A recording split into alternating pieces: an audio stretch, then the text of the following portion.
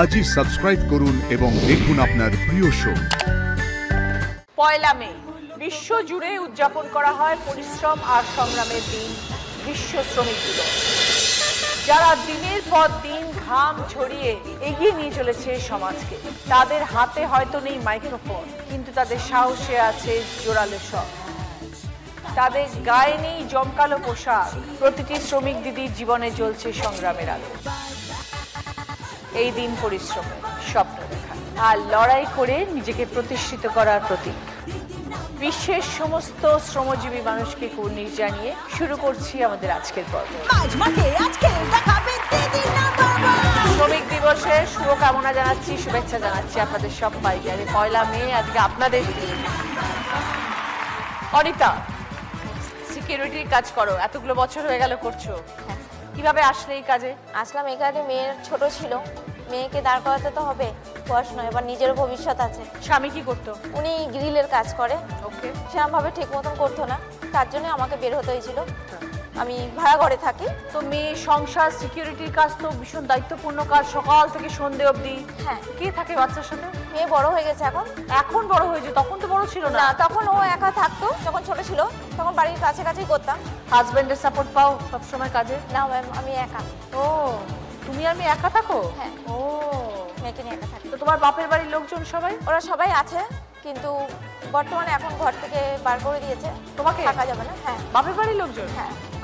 কারণ হচ্ছে ওদের বক্তব্য, বিয়ে দিয়ে দিয়েছি, সম্পর্ক শেষ। শ্বশুর বাড়ির লোকজনও কেউ নেই? না, সবাই আছে কিন্তু থেকেও নেই। তো যখন পরিবারকে বললে যে সিকিউরিটি গার্ডের কাজ করব, তখন বাড়ির লোক কিছু বলেনি? না, ওরা মানে চেয়েছিল আমি দূরে কোথাও কাজে যাবো না, কিন্তু ওরা যে কাজ করে সেটাই ঘরে মানে বসে থেকে সেই কাজটা করতে হবে। তারা কি কাজ করে? তারা এমনি লোকের বাড়ি আয়ার কাজ করতো। আচ্ছা। ওই কাজটা আমাকে বলেছিল, তো আমি বলি আমি যেটুখানি পড়াশোনা করছি আমি সেটুখানি এতেই আমি যোগ্যতায় আমি চলবো। তো আমি তারপর থেকে আমি এই সিকিউরিটি লাইনে 2014 থেকে আমি যাই। অনেকগুলো বছর হয়ে গেছে। হ্যাঁ। আর মেয়ে এখন কত বড়? 20 বছর পূর্ণ হয়ে 21-এ পড়েছে। কি করছে মেয়ে? মেয়ের বিয়ে হয়ে গেছে। এই জানুয়ারি 24-এ বিয়ে হয়েছে। মেয়ের বিয়ে হয়ে গেছে? হ্যাঁ। সোনার দোকান বলো, শপিং মল বলো, স্কুল কলেজ অফিস বলো, সব কিছু নিশ্চিন্তে কাজ করছে ভেতরে গিয়ে, কারণ জানে সামনে অনিতা দাসের মতো মানুষরা রয়েছে আমাদেরকে প্রোটেকশন দেওয়ার জন্য।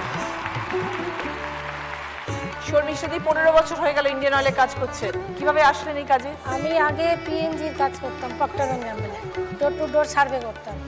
তারপর সেখান থেকে পেট্রোল পাম্পেও কিছু প্রোডাক্ট সেল ছিল, সঙ্গে সঙ্গে আমি তেল দেওয়া বা কিছু কিছু কাজ আমি ওদের দেখতাম। ওখান থেকেই আমাকে যে স্যার আছে, আমাদের যে মালিক আছে, উনি আমাকে পাম্পে ডাইরেক্ট করে নিয়েছে। আমাকে দুটো পাম্প দেখতে হয়, একটা হচ্ছে কামারহাটি টিবিসি দত্ত পাম্প, আর একটা হচ্ছে রিক্তা হাতিবাগান।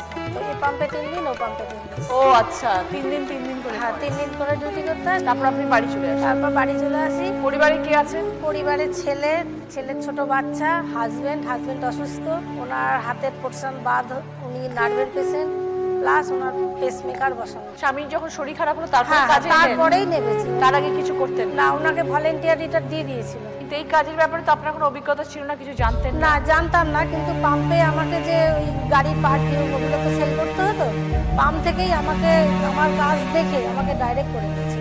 তো তেল দেওয়াটা পাম্পের ছেলেরা আমাকে হেল্প করেছে, শিখিয়ে দিয়েছে। এমনকি হাতিবাগান পাম্পে আমাকে গেলে তেল দিতে হয়, কিন্তু বিসি দত্ত পাম্পে গেলে আমাকে গ্যাসও দিতে হয়। ওখানে গ্যাসও আছে। 2 পাম্পের ছেলেরা খুব হেল্প করেছে, যার ফলে আমি আজকে এই জায়গায় গিয়ে দাঁড়াতে পেরেছি। আপনার এই কাজের পরে নিশ্চয়ই সংসারের হাল ধরতে পেরেছিলেন?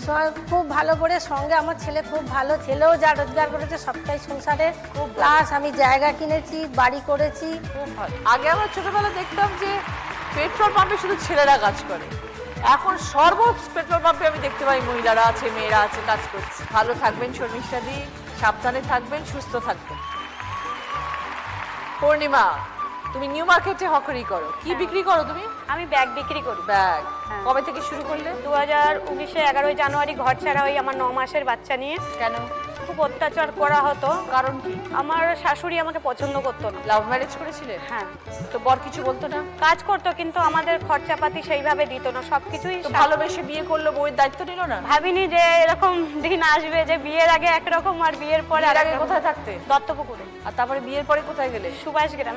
2 বছরও সংসার করতে পারিনি।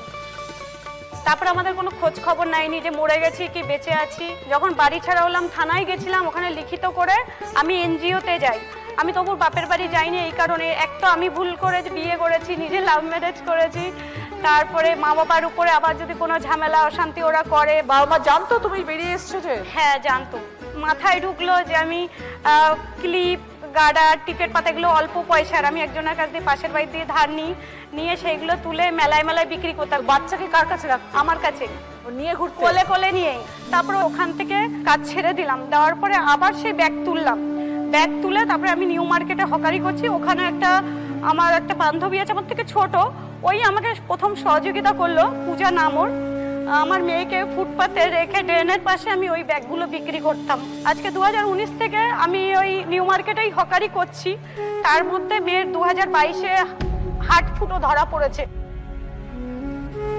তো আমি আমার মেয়েকে নিয়ে একাই ব্যাঙ্গালোরে হার্ট অপারেশন করাতে গেছিলাম। কে যোগাযোগ করে দিল? অর্থ পেলে করতে?